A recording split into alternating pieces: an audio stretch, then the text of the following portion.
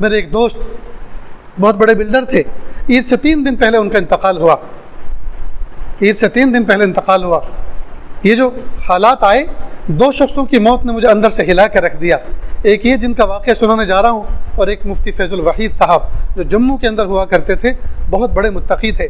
انتقال سے 6 دن پہلے، مرض وفات تو اعتکاف کی حالت میں شروع ہو گیا تھا، لیکن انتقال عید کے 3-4 دن کے بعد ہوا۔ وصیت نامہ لکھا 6 دن پہلے، اور لکھا الحمدللہ میرے ذمے کسی کا قرض نہیں ہے، الحمدللہ میری کوئی عبادت میرے ذمے باقی نہیں ہے، میں سب کچھ ادا کر چکا ہوں جی، اور یہ جو میرا گھر ہے وہ اسی طرح سے تقسیم کرنا ہے، نرینہ اولاد تھی نہیں، بیوی اور بچیاں تھیں، ان کو اس طرح سے تقسیم کرنا ہے۔ اور پھر آگے ایک عجیب جملہ لکھا جو اہل علم حضرات کے لیے بہت ہی نفع بخش ہے۔ لکھا کہ میری تقاریر اور تحاریر اس کو حرف آخر نہ سمجھا جائے، میری تقریروں کو اور تحریروں کو حرف آخر نہ سمجھا جائے، میں ناقص العلم والعمل انسان ہوں، ناقص العلم والعمل انسان ہوں، لہٰذا زمانے کے موجودہ دور کے جو علماء صلاح ہیں، جو اس کے اندر تسامح دیکھے، جو غلطیاں دیکھیں، وہ اس کی اصلاح کریں اور ان کی اصلاح کو قبول کیا جائے، میری بات کو حرف آخر نہ سمجھا جائے۔ یہ دل گردے کی بات ہے، یہ کتنی بڑی بات ہے۔ تو ایک تو ان کی موت نے ہلا کر رکھ دیا، اور ایک یہ رشید خان، اللہ پاک نے عجیب صلاحیت عطا فرمائی تھی۔ میرے یہاں ایک مرتبہ اپنے بیٹے کو لے کر آئے جو ڈاکٹر تھے، ڈینٹسٹ ڈاکٹر بنے، نعیم خان ان کا نام۔ جمعہ کی مجلس میں آئے، حضرت یہ میرا بیٹا ہے ڈاکٹر نعیم خان، ڈینٹسٹ ڈاکٹر بنا ہے، آپ دعا فرما دیجیے، اللہ پاک آپ کی آنکھوں کی ٹھنڈک بنائے اور دست شفا اس کو عطا فرمائے۔ وہ اپنے گھر، میں اپنے گھر۔ 3-4 دن کے بعد پھر وہ کسی کام سے آئے، 4 دن کے بعد کچھ باتیں ہوئی، جب چلنے لگے تو رخصت کرنے کے لیے دروازے تک پہنچا، کہا حضرت وہ جو بیٹا تھا نا نعیم خان، میں کہا ڈاکٹر نعیم خان، حضرت پرسوں اس کا نکاح ہو گیا اور کل میں نے اس کا ولیمہ بھی کر دیا۔ میں نے کہا بہت خوب، لیکن اس دن تو آپ نے ڈاکٹری کی دعا کروائی تھی، ڈاکٹر بننے کی، یہ تو نہیں بتایا تھا کہ اس کا نکاح بھی ہونے والا ہے، اس کے لیے بھی ہم دعا کرتے۔ حضرت اس وقت طے نہیں تھا۔ مگر ٹھہرو، آؤ واپس صوفے پہ لے کے بیٹھو، بتاؤ مجھے۔ میں نے یہ سوچا بڑے امیر ہیں، بڑے مالدار آدمی ہیں، چٹ منگنی پٹ بیا، پیسوں کی بنیاد پر سارے انتظام، کیٹرنگ والے بھی آگے ہوں گے اور گیدرنگ والے بھی آگے، سب کی سب ہو گیا ہوگا۔ کہ حضرت ہوا یہ کہ میں آپ کے پاس سے گیا، دوسرے دن میں اپنی سالی کے گھر گیا، اپنے ساڑو کے یہاں۔ تو جیسے میں گیا وہ تھے نہیں گھر میں، پردہ پڑا ہوا تھا، پردے کے پیچھے سے میری سالی نے مجھ سے کہا بھائی جان، جس وقت آپ کے یہاں نعیم ہی پیدا ہوا تھا، میرے یہاں بیٹی پیدا ہوئی تھی، ہم دونوں بہنوں نے آپس میں یہ طے کر لیا تھا کہ ہم آپس میں مل لیں گے، یعنی جب بچے بڑے ہو جائیں گے تو رشتے کر دیں گے۔ تو اب آپ کا بچہ بھی فارغ ہو گیا، ڈاکٹر بن گیا، میری بچی بھی فارغ ہو گئی ہے تعلیم سے، تو اب کچھ طے کر لو۔ کہ آپ نے جو کچھ کہا میں اس سے یہ سمجھا ہوں کہ آپ اپنی بیٹی کو میری بہو بنانا چاہتی ہیں اور میرے بچے کو اپنا داماد، یہی نا؟ کہ جی ہاں۔ کہ اس میں کیا حرج ہے، ابھی منگنی کر لیتے ہیں، ابھی نکاح کر لیتے ہیں اور ابھی رخصتی کر لیتے ہیں۔ کہ بھائی جان مذاق مت کرو، کہ نہیں مذاق کرنا میرا حق نہیں ہے، شرعی پردہ بیچ میں حائل ہے، میں کیوں مذاق کروں؟ میں جو کہہ رہا ہوں وہ کہہ رہا ہوں جو میرے رب کو پسند ہے۔ تو کہا دلہا کہاں ہے؟ کہ دلہا جب میں سے فون نکلا، بیٹا نعیم کہاں ہو؟ ابو گھر پہ ہوں۔ اپنی خالہ کے گھر کتنی دیر میں آ سکتے ہو؟ کہ حضرت ابو کہاں ہو آپ؟ کہ میں موسالی میں ہوں۔ ابو 15 منٹ میں، کہ آ جاؤ۔ وہ بھی آ گئے، اتنے میں وہ ان کے ساڑو بھی آ گئے، سلام کر کے وہ اندر گئے۔ بیوی نے کہا یہ ہوا ہے اور وہ لڑکا بھی آ رہا ہے، اب کیا کریں؟ تو وہ ذرا اور پیچھے گئے کمرے میں، اور خاندان کے کسی بڑے سے جس کی وہ رائے لیا کرتے ان کو فون کیا، ایسے ایسے رشید خان میرے ساڑو آئے ہیں، اہلیہ نے ایسی بات کہی، انہوں نے ایسی بات کہی، لڑکا بھی آ رہا ہے، اب کیا کروں؟ کہا اگر رشید خان جیسا تمہیں سمجھی مل رہا ہے اور رشید خان جیسے باپ کا بیٹا تمہیں داماد مل رہا ہے، بہت مبارک ہو، کر لو، جیسا وہ کہے ویسا کر لو۔ وہ آدمی بزرگوں کی صحبت یافتہ ہے، وہ ہٹے گا نہیں، ڈٹا ہے، اس لیے کر لو، ہمیں کوئی اعتراض نہیں۔ خیر بیٹھ گئے، وہ لڑکا بھی آ گیا۔ باہر نکلے، 2-4 لوگ کھڑے تھے، ارے بھائی آ جاؤ، کچھ نیک کام ہونے جا رہا، آ جاؤ۔ 10-12 لوگوں کو جمع کر لیا، امام صاحب کو بھی بلا لیا۔ بیٹے سے کہا بیٹا میری گاڑی کے ڈیش بورڈ میں کچھ پیسے رکھے ہوئے لے کر آؤ، اور امام صاحب سے کہا امام صاحب وہ سونی کو ذرا فون کرو، آج کے زمانے میں مہر فاطمی کی جو چاندی ہے اس کا کیا کیش بنتا ہے، 60-70 ہزار روپے اس زمانے میں بنتے تھے، سامنے گن کے رکھ دیے، یہ ہے مہر، امام صاحب نکاح پڑھاؤ۔ نکاح ہو گیا۔ اس کے بعد مبارکباد دی، سب گلے ملے. پھر کہا بیٹا نعیم اپنی اہلیہ کے ساتھ 1.5 گھنٹہ میں دیتا ہوں ان کو، 1.5 گھنٹے میں تیار کریں اور اپنی اہلیہ کے ساتھ اور اپنی ساسو ماں کے ساتھ جو آج سے تمہاری خالہ بھی تھی اور اب ساسو ماں بھی بنی، ان کو بھی ساتھ لے کر آؤ تاکہ اس کو الگ سے کچھ عجیب سا فیل نہ ہو. ساتھ میں اس کی ماں کو بھی ساتھ میں لگ. اور وہ چلے گئے، بازار گئے، 2-4 کلو قیمہ خریدا اور کچھ بسکٹ اور مٹھائی لی. رات آ گئی، صبح ہوئی، بچوں کو سب کو اٹھایا، گھر والوں کو کہا دیکھو فجر کے لیے جا رہا ہوں، میرے محلے کی مسجد کے اندر 20 سے 25 لوگ ہوتے ہیں، اتنی روٹی بنا لو، قیمہ بھون دو، پکا دو، دسترخوان سجا کے رکھو اور چائے گرم گرم بنا کے رکھو، فجر کی نماز کے بعد ولیمہ ہونے والا ہے. فجر کی نماز میں آئے، سلام پھیرا امام صاحب نے، کھڑے ہوئے، بھائی میں رشید خان، میرا بیٹا نعیم خان، رات اس کا نکاح ہو چکا اور ابھی ولیمہ ہے. امام صاحب، مؤذن صاحب، سارے مصلی میرے گھر تشریف لائیں دعا کے بعد اور ولیمہ کھا کے بچوں کو دعا دیں. اب وہ تو چلے گئے انتظام میں. اب سارے لوگ جوتے چپل پہنے اور کہہ رہے بھائی کیسا نکاح، کیسا ولیمہ، کیا ہوا یہ؟ لوگوں نے کہا کہ وہ کوئی بیوقوف آدمی تو نہیں تھا جس نے پاگل پن میں ایسا کچھ کہا، وہ کیپیبل آدمی ہے، جو کہا اس پہ یقین کرو، چلو اپنی آنکھوں سے لائیو دیکھ لیتے ہیں کیسا ولیمہ ہوتا ہے. فجر کے بعد گئے تو دیکھا قیمہ جی اس میں خوشبو پھوٹ رہی تھی اور مہک رہی تھی، دسترخوان پہ مٹھائیاں سجی ہوئی تھی، بسکٹ رکھے ہوئے تھے، گرم گرم چائے حاضر تھی. سب لوگوں نے ناشتہ کیا اور دل سے مبارکباد پیش کی. میں نے کہا رشید خان مبارک ہو تم کو. مجھ جیسا کوئی آدمی اگر سادگی کے ساتھ نکاح کرتا تو لوگ مجھے یہ تانا دیتے مولوی صاحب کے پاس خرچ کرنے کو کچھ تھا نہیں، تو سادگی کی آڑ میں، سنت کی آڑ میں اپنی غربت کو چھپا لیا. لیکن آپ جیسا کروڑ پتی آدمی جب ایسا کام کرے گا جی تو یہ مثال بنتا ہے آنے والی نسلوں کے لیے.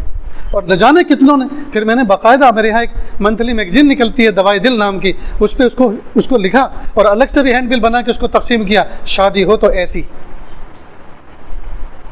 میرے بھائیوں کرنے کے کام تو بہت ہیں، کرنے کا ارادہ کرو تو کرنے والے تو بہت ہیں. یہی رشید خان جب انتقال ہوا میرا بہت دل ٹوٹا. میں اعتکاف میں تھا، عید کی نماز پڑھتے کے ساتھ ہی سیدھا میں نے گاڑی منگوائی بچوں سے اور سیدھا میں ان کی قبر پہ گیا. گھر کے سارے افراد انتظار کر رہے تھے، کچھ تعزیتی گفتگو ہوئی، پھر کچھ علماء صلاح میں بہت سی ان کی مناقب بیان کر رہا تھا. تو ایک عالم نے کہا حضرت میں ان کے گاؤں میں مکتب کی تعلیم دینے کے لیے جاتا تھا، ایک مرتبہ مجھے ملے اور کہا آپ ہمارے گاؤں میں بچوں کو پڑھانے آتے ہیں، تنخواہ تو ادارہ جو بھی دیتا وہ، لیکن ہر مہینے 2000 روپے میری طرف سے ہدیہ قبول فرمائیں. ہر مہینے مجھے 2000 روپے دیتے اور جہاں بھی کہیں شادی بیاہ میں کسی جگہ ٹکرا جاتے چپ چاپ جیب میں سے کوئی بھی رقم نکال کے مٹھی باندھ کے میرے جیب میں رکھ دیتے تھے. ایک مرتبہ کہا کہ دیکھو مولانا آپ امت کے چھوٹے چھوٹے بچوں کو پڑھاتے ہیں، ہم آپ کا حق ادا نہیں کر پاتے. کئی مرتبہ ہماری بیماری آتی ہے، اگر کوئی ایسا موقع پیش آئے جب بڑا خرچ سامنے آ جائے تو بے تکلف میرے آفس پر آ جانا، میٹنگ ہو رہی ہو تو دیکھ کے چلے مت جانا، فوراً میٹنگ میں آ جانا دروازہ کھول کے. اور یوں بھی مت کہنا پیسے دو، بلکہ یوں کہنا رشید خان آپ کے پاس جو میرے پیسے رکھے ہوئے ہیں نا اس میں سے 4000 کی مجھے ضرورت ہے. کیسا پردہ رکھتے تھے تاکہ کوئی یوں نہ کہے کہ ایک عالم بھیک مانگتا پھر رہا ہے سیٹھوں کی آفس میں آ کر، بلکہ سب کو یہ میسج جائے کہ یہ محتاج نہیں ہے، یہ تو اتنے بڑے آدمی ہیں کہ رشید خان جیسے آدمی کو پیسے استعمال کے لیے دیتے ہیں. اور نیت یہ کرنا آپ کی قسمت کے پیسے جو میرے پاس رکھے ہوئے ہیں آپ ان میں سے لینے کے لیے آئے. عامی آدمی تھا، بالکل عامی آدمی تھا، لیکن بزرگوں کی صحبت ملی، اللہ پاک نے کندن بنا دیا. کئی مدرسوں کے ذمہ دار تھے. حضرت مولانا غلام وستانی صاحب دعوت برکاتہم کہ جو مدرسہ عقل کنواں میں ان کے جو اسٹاف کی مسجد ہے، اس مسجد کے سامنے بستی ہے، اس میں ایک مکتب قائم کیا جس میں حضرت مولانا غلام وستانی صاحب دعوت برکاتہم کے ادارے میں پڑھانے والے اساتذہ کے بچے ان کی مکتب میں پڑھتے. اور بچے جب فارغ ہوتے یعنی سال پورا ہوتا، امتحان دیتے، اس میں پہلا نمبر لاتے، تو پہلا نمبر لانے والے بچیوں کو سونے کے بندے، سونے کے ایرن دیتے انعام میں. اساتذہ کو عمرے کا ٹکٹ دیتے. اساتذہ کی بیویوں کو، کسی کو واشنگ مشین، کسی کو grinder machine, mixer machine, juicer جیسی جیسی ان کی ضرورت ہوتی. فرماتے کہ اساتذہ کو خوش رکھنے کے لیے ان کی بیویوں کو خوش کرنا ضروری، تبھی تو وہ ان کو یکسوئی کے ساتھ پڑھانے دیں گی، ورنہ اتنے ٹینشن دیں گی کہ وہ پڑھائیں گے بچوں کو اور دماغ ان کا گھر کے کاموں میں رہے گا. ایسی نفسیات پہ کام کرنے والے آدمی. اللہ اکبر کرنا. فل حاضری والے بچوں کو بڑا بڑا انعام دیتے تو اکثر بچے فل حاضری دیتے اور اپنی جیب خاص سے انعام دیتے. اللہ اکبر کبیر. اللہ انتقال سے 2-3 مہینے پہلے میرے پاس آئے. حضرت میری ایک بیٹی ہے, ایک حافظ قرآن بچہ ہے, وہ چاہتا ہے کہ میری بیٹی سے نکاح کرے. اس کے ماں باپ لے کر آئے تو میں نے کہا بھائی پہلے آپ میری بیٹی کو دیکھ لو, بچے کو دکھا دو, اگر پسند ہو تو پھر آگے کی بات. کہا پسند ہے, پسند ہے. کہا اگر پسند ہے تو چلو مولانا صلاح الدین صاحب کے یہاں چلتے ہیں اور وہ بتائیں گے کہ دین کا مزاج کیا ہے نکاح کا. چنانچہ وہ آئے تو میں نے دین کا مزاج بھی سمجھایا اور رشید خان کا مزاج بھی بتایا. کہا بھائی, کہا سن لیا, میں ایسا نکاح کرتا ہوں, ایسا کیا ہے, اس کا بھی ایسے ہی کروں گا, آپ کو منظور ہو تو بتاؤ. کہا میں منظور ہے. چنانچہ 10-12 لوگوں کو اپنے گھر میں بلایا اور میں پہنچا اور کہا کہ حضرت میں نے ان کو کہا کہ صرف 3 آدمی آنا, لڑکے کا باپ, لڑکے کا دادا اور وہ لڑکا, اور مہر فاطمی کا مجھے شوق ہے کہ ایک سنت زندہ ہو جائے, سنت پر عمل ہو جائے, اور مجھے کچھ نہیں چاہیے. اور مجھے کہہ رہے کہ پتہ ہے حضرت میں نے کب بلایا ہے؟ دوپہر کو 3 بجے بلایا ہے. نہ وہ ناشتے کا وقت ہے نہ کھانے کا وقت, نہ کھانا کھلاؤں گا نہ ناشتہ کھلاؤں گا, نکاح کرو اور جاؤ اپنے گھر. اور دوسرے دن ان کے یہاں ولیمہ ہے اور وہ مجھے ولیمے کی دعوت دے رہے ہیں. میں نے کہا اگر غربا کی تعداد امیروں سے زیادہ ہوگی تو آؤں گا, ورنہ نہیں آؤں گا. دوستی پکی, رشتہ پکا, جی ناراض مت ہونا, بس میرا یہ سلوگن ہے, یا میرا ایک اصول ہے کہ اگر غربا کی تعداد زیادہ ہوگی آؤں گا. غریبوں کو اگر پوچھو گے تو آؤں گا. مسجد کے مؤذن کو پوچھو, گاؤں کے مسکینوں کو پوچھو, بھیک مانگنے والے فقیروں کو روکو, کھانا کھلاؤ. اگر یہ تعداد ہوگی تو میں کھانا کھاؤں گا. چنانچہ گئے, جو ان کا ساتھ میں ایک دوست ہوتا ہے گاڑی چلاتا ہے, انہوں نے کہا رشید خان سمدھیانے میں جا رہے ہو یار, اور تمہاری جیب میں جو ہاتھ ایسے جاتے ہیں نا اس کی وجہ سے یہ کالا ہو گیا ہے, تو کپڑے تو بدل لو. کہ دیکھو اگر تمہیں مجھے اسی حالت میں گاڑی بٹھا کے لے جانا ہو تو چلو, نہیں تو میں ابھی اترتا ہوں. جب میں اس حالت میں نماز پڑھ سکتا ہوں تو ولیمے کی دعوت کیوں نہیں کھا سکتا؟ جب ان کپڑوں میں عمرہ کر سکتا ہوں, حج کر سکتا ہوں, حرم جا سکتا ہوں, تو میں اپنے سسرال سمدھیانے میں کیوں نہیں جا سکتا؟ میرے بھائیو, دین کو ہم سمجھنے کی کوشش کریں, دین کے مزاج کو ہم سمجھیں. یہ پیسہ شان دکھانے کے لیے نہیں. نواب لوگ تو دنیا سے چلے گئے اور جو کار خیر کر کے گئے اللہ ان کو اس کا اجر عظیم عطا فرمائے, لیکن ہم خالی پینے کی نواب بنے پھر رہے ہیں. شیروانی جس میں ہر وقت پریشانی رہتی, جی, اور شوٹیڈ اور بوٹیڈ, ہائے ہائے. ہم نے اپنی دولت کو اس مٹی کے بدن پہ خرچ کیا, کپڑوں پہ خرچ کیا. جو کپڑے دکھانے کے لیے پہنے جائیں, قیامت کے دن اللہ تعالیٰ اس کو ذلت کا لباس پہنائیں گے. میں کئی مرتبہ آئینے میں پگڑی باندھتا ہوں تو بار بار اپنے نفس کو ٹٹولتا ہوں.